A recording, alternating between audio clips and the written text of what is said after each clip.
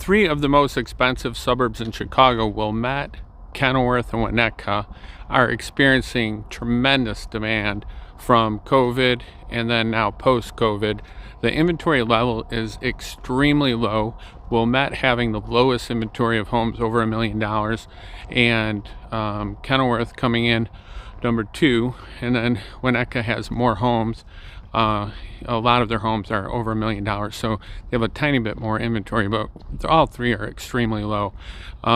Kenilworth has homes that right now one's listed for $12.5.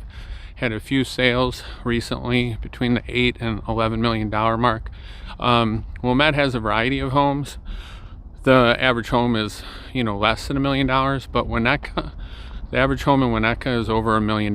So much more concentration of expensive homes in Winnetka and Kenilworth, but Wilmette definitely has a good section of the market too. So the average price in Kenilworth is like 1.8, Winnetka about 1.6, and Wilmette has a lot of homes over $1 million coming in around 1.3, 1.4. So if you're looking to move to Chicago in a luxury home in one of these suburbs, all three suburbs are right along the lakefront, have tremendous school systems, and have lakefront homes, which are typically the most expensive homes in any of these areas, then you better know the market well and know off-market inventory. I have a lot of people that come to me, and we will source some things through connections, friends, clients, people I've talked to over the years, know who might be open to a sale. One of the past people that have expressed interest in buying and selling, they were asking a little too much. They were asking $20 million for a lakefront home in Wilmette, kind of quietly off the market, which was a little too rich for the people that were looking. So new construction, drives the market a lot more in Wilmette and Winnetka than Kenilworth, but Kenilworth has had, $10 million house built recently. There's a house in Winnetka right now, actually trying to contact the owner. They have been told the price that they floated out a while ago was around $20 million, which is an insane price. I mean, it really is probably worth no more than 10, 12 max. So the price variations at this price level, really got pretty high and kind of, pretty crazy, out of control. But the market's settling a little bit, but there's still quite a few people that, they have enough money, they don't really need to sell, and they're not motivated, so the prices can sometimes remain very high. Keep in mind, the Kenilworth school system is different than Winnetka and Wilmette. Everyone goes K through 8th grade, and then all three suburbs feed into the same high school in New Trier.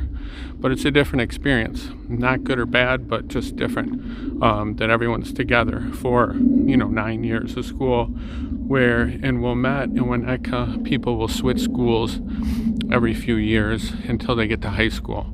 So a little bit different activity there. And Kenilworth also has one of the sleepiest commercial sections. It's almost non-existent. Winnetka and Wilmette have really lively restaurants and a lot of businesses, shops, kids' toys, everything you need, really.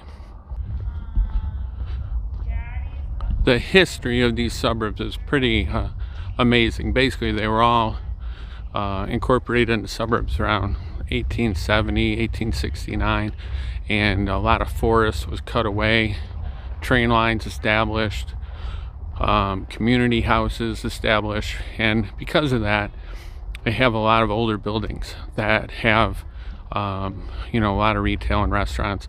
Wilmette in particular has had just a boom in restaurants and kind of almost nightlife, really. A lot of fun, a lot of people coming from Winnetka and Kenilworth now to Wilmette, when it used to be people would go more to Kenilworth, Winnetka rather. So kind of spreading the fun around.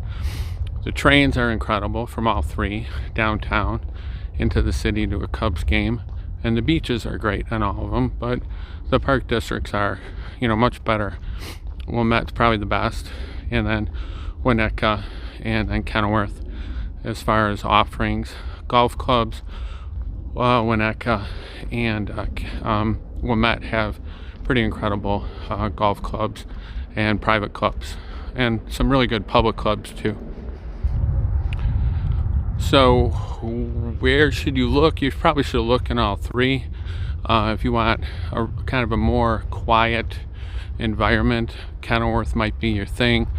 Winnetka and Wilmette, a little more lively. Wilmette's twice the size of Winnetka and much bigger than Kenilworth. So, you know, if you like to be around more people, have more variety, Wilmette might be your thing, which is the closest suburb to Chicago out of the three too, which people like. Also close to Evanston, which has a lot of nightlife too and restaurants. The rise in interest rates really does not seem to be affecting these markets whatsoever, and the higher price points over $1 million. You know, people have large enough down payments and capital reserves typically that so far not a big difference at all, except the peak prices of like that 20 million, not going to really cut it anymore for the most part. If you want to see some more details on Kenilworth, Winnetka, Wilmette, you can just look at my channel here and you'll see quite a few videos of these areas that can give you a little more particulars, some of the scenery and history too. So just call, text, reach out if you need any help at all. One of the top people selling here for a long time, and can give you some good advice, especially in a changing market right now. Got to be careful. So just call, text, email if you need anything. Three of the